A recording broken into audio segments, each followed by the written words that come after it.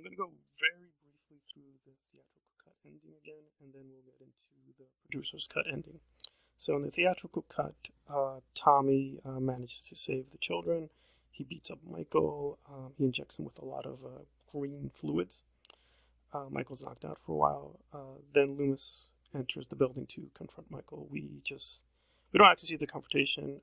Donald Pleasance was sick at the time. He had some trouble doing some of the scenes, and sadly, he died during production. So whether the script was going to be changed to make more explicit what happens, we don't know. But in the theatrical cut, Loomis does face off against Michael, but we don't really see it.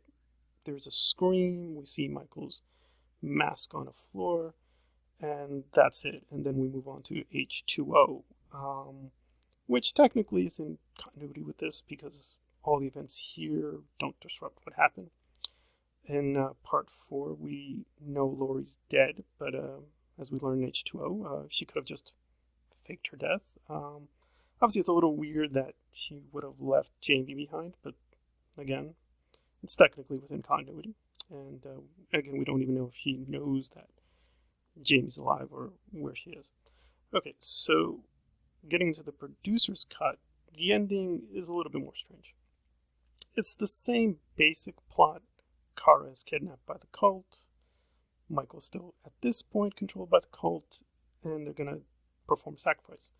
But here, Kara is on this kind of stone table, and Wynn is doing all this incantations and explicitly says they're making a sacrifice for Thorn, and Michael is at their side. And then Tommy comes in wearing a cult outfit and manages to save her and the baby and Danny. And they run off, and Michael pursues them. So, again, the producer's cut is just much more explicit about the cult angle, but it's when we get to Loomis that things get very strange. Okay, so again, much the same thing happens. Tommy manages to get outside with Kara and everyone else. They beg Loomis to come with them. Loomis says, no, I have to confront Michael. And, let me just go really briefly through slight change. Instead of Tommy beating Michael, what he does to stop him is he performs this very strange, druid ritual. He just throws some runic symbols on the floor. He cuts himself, then says Samhain, and Michael freezes. And that's it. And then he leaves.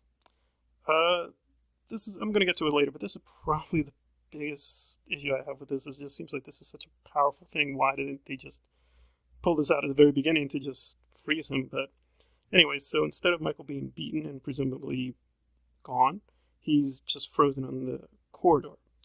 And Loomis is on the way. But in this cut, because in the theatrical cut, and I've seen this a couple times, and whatever people's responses are, but I did not see Wynn getting killed by Michael. But again, you look at Wikipedia, a couple articles, they assume Wynn is dead. People may correct me, but I've looked at it a couple times because the cutting is confusing, so maybe he did die from the theatrical cut, but I didn't see it.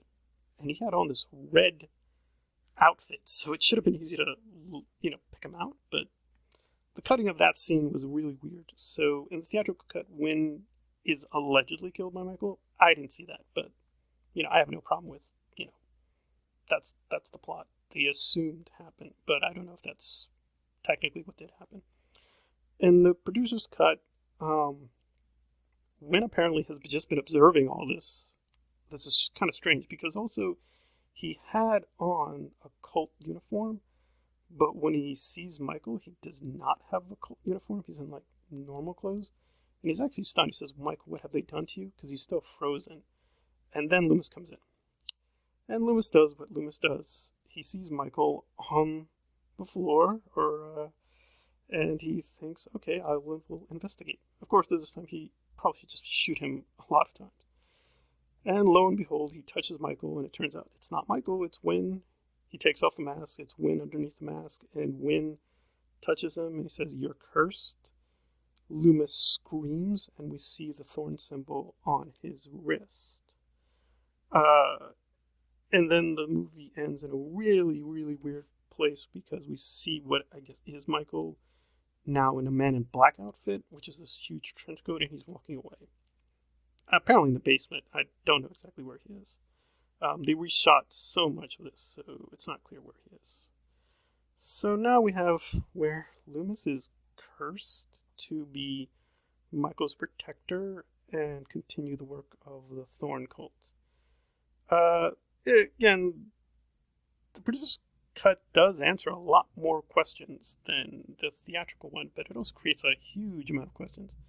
Like, I presume Michael still killed off a huge amount of the cult, so what is Loomis going to do? Is he going to regenerate the cult? How does this curse work? Does the Thorn symbol possess him? Is he going to be literally forced to do whatever Michael wants? Is it a reluctance thing? Does he have any personality of his own? Where is Michael walking to? I mean, if they're now bonded through this magical spell, why is he walking away? From another angle, there is a really interesting angle which nobody seems to pick up on, which is now Loomis is literally immune to Michael. I mean, he's actually invincible now because Michael can't kill him.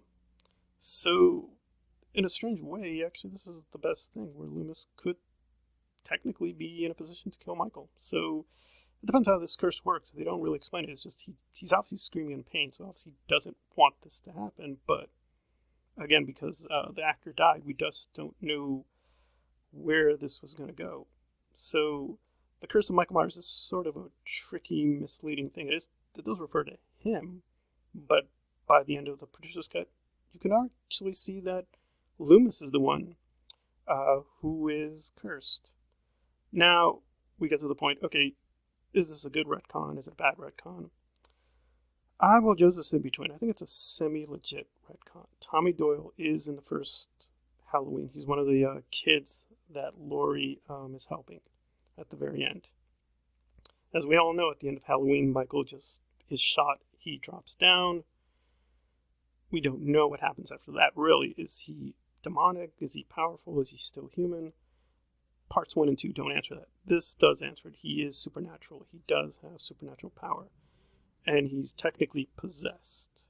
The way I would explain the theatrical cut, I guess, is that he was under the influence of the cult, and then he just broke that influence, and that's why he kills off the cult members. The producer's cut isn't really clear on this. It's sort of like, was this Wynn's plan all along? And speaking of Wynn, again, he is in part 1. It's not the same actor, but Wynn and Loomis do have a relationship. That's probably was my biggest problem seeing this, was for the first time, is that I'm like, who are these people? And it's like, well, if you paid attention, the babysitter, Tommy, Wynn, they were all in these other Halloween movies. If you paid attention closely, it's like, oh, it does actually fit. So functionally, it is legitimate within the mythology. But I know most people, most fans, really don't like the way they moved Michael in this direction. I think the basic idea was good. It does finally give him a purpose and a reason. It makes him a little bit closer to Freddy Krueger than Jason Voorhees. So as a story idea, in theory, it wasn't a bad idea, but its execution is a little bit all over the place, as we can see with these different cuts, which keep coming, by the way. So, to finally end it, the producer's cut is just much more focused on the Thorn cult. If you watch the movies carefully, in terms of their own retconning between parts 1 and 2, they do fit. Even part 3, there's actually an allusion to part 3 as well. The biggest problem is the Man in Black. It just seems like a very miracle character who solves all these problems. But Wynn does give us an explanation about what the cult is up to and, how big this conspiracy is, which has been there for decades. I'm still ambivalent as to what exactly the point of the sacrifice is. What was the plan to do with Jamie? I thought originally it's to transfer the shape. Now it's to be a sacrifice, I guess, to the Druids. But again, this is a real cult. These are real symbols. So it's, in principle, it could have worked. But I think, again, the direction was a little bit all over the place. The performances are good. But again, there were just so many external factors that kind of prevent this from being, I guess, fulfilling all its potential. But overall, I think the producer's cut is a little stronger in terms of plot and story and narration than the theatrical, and it does fit with the first two films. It doesn't really disrupt too much. And you can watch H2O and sort of have this as background noise or music, depending on your taste. And it doesn't really hurt what you see. Obviously, it does leave you with a lot of questions. So, but you can kind of enjoy H2O as continuing the story, and they just don't emphasize the cult anymore. I mean, you don't see the symbol anymore on his wrist. And it does offer some intriguing possibilities that they wanted to pursue with Loomis being cursed, and then Tommy taking over the Loomis role. So I'm going to judge this as a semi-legit retcon. Whether these are good movies or bad movies, that's a separate analysis. But in terms of as a retcon goes, it does work. It technically is there within the other films. But again, it's up to you whether you want to accept it or not. But I think based fairly on the source material, you can reinterpret Michael Myers this way. All right, that does it for the producer's cut and theatrical cut of Curse of Michael Myers. I will be doing various retcons of other episodes, television and film.